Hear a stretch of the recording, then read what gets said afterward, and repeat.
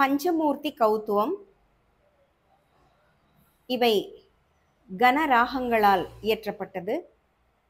கணபதி, முருகன், நடராஜ பெருமான், சம்பந்தர், சண்டிகேஸ்வரர் இந்த 5 கடவுள்கள் மேலையும் பஞ்சமூர்த்தி கௌத்துவமாக இயற்றப்பட்டுள்ளது.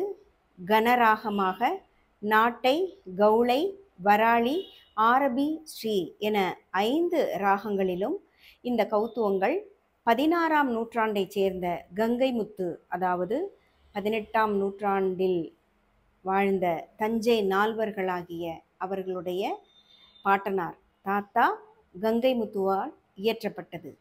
திருக்கோயில்களில் சுவாமி புறப்பாடு, அதற்காக ஊர்வலம், அதற்காக சுவாமி வழிபாடு இவற்றிற்காக இயற்றப்பட்ட ஒரு கௌத்துவங்களே பஞ்சமூர்த்தி கௌத்துவங்களாக விளங்குகின்றது.